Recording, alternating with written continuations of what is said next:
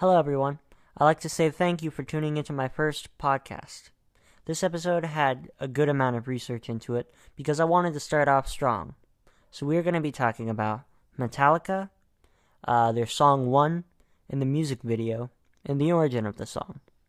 We will be talking about it after this sponsor. Alright, before we go any further, I just want to say if you hear any grunting noises or anything like that, that's my dog. Yeah, okay. Let's just get into it. So Metallica is an American heavy metal band. The band was formed in 1981 in Los Angeles by vocalist and guitarist James Hetfield and their drummer Lars Ulrich. We are going to talk about the song One. It was released in 1999, written by James Hetfield and Lars, in their album S&M, an abbreviation for Symphony and Metallica. The song is based on the idea of a soldier losing all of his limbs and being unable to hear, speak, or see, set to a World War I backdrop. In an interview in New Zealand in 1989, Ulrich described the movie Johnny Got His Gun as having a similar theme, and this was the reason that it's incorporated into the video. When we were writing songs for the Master of Puppets album, James came up with the idea, or was talking to me about the idea of what it would be like if you were in this situation where you were basically like a sort of living consciousness, like a basket case kind of situation where you were, couldn't reach out and communicate with anyone around you. You had, no arms, no legs, couldn't obviously see, hear, or speak or anything like that. Before we start diving into Johnny Got His Gun, I want to read some of the lyrics of Metallica, just my favorite ones at least. I can't remember anything. Can't tell if this is true or a dream. Deep down inside, I feel a scream. This terrible silence stops me. Now that the war is through with me, the waking up I cannot see. That there's not much left of me. Nothing is real but pain now. Please, God, wake me. Now the world is gone. I'm just one. Oh God, help me. Hold my breath as I wish for death. Darkness imprisoning me. All that I see, absolute horror. I cannot live, I cannot die. Landmine has taken my sight, taken my speech, taken my hearing, taken my arms, taken my legs, taken my soul.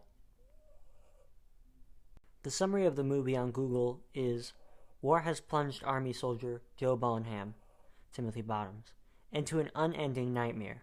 Hit by an artillery shell in World War I, Joe has suffered injuries that have all but erased his humanity. He's lost his sight, speech, hearing, and sense of smell, but he still has the ability to think and remember, which in the end may be more of a curse than a blessing. Trapped in his body, Joe realizes that there's only one way out of his misery: death. Can he get a sympathetic nurse to help him?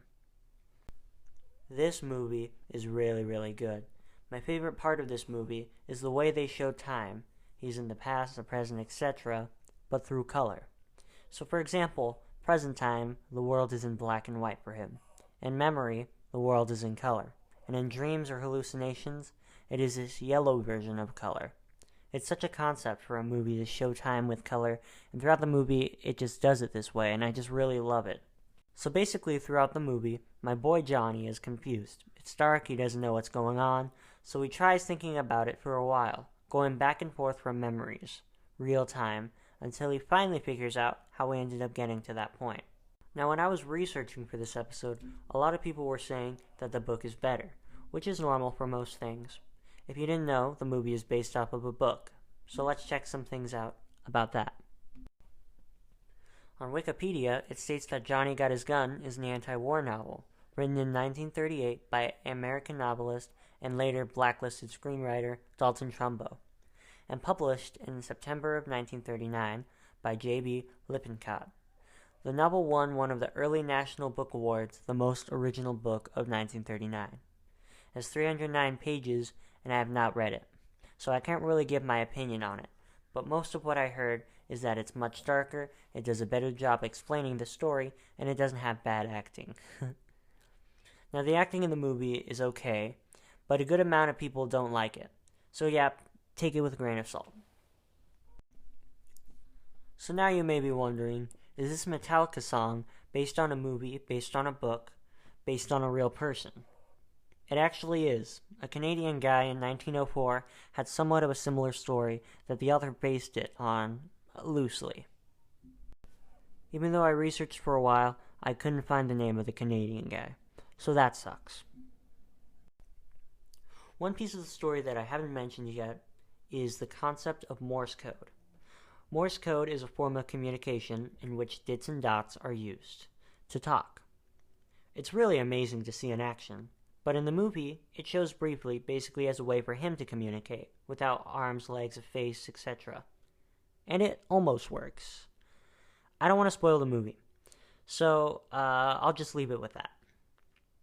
Anyways, that was my dive within the Metallica song, to the movie, to the book, to the person.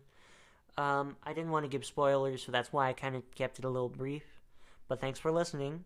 And remember, life could always be worse. You could be this guy.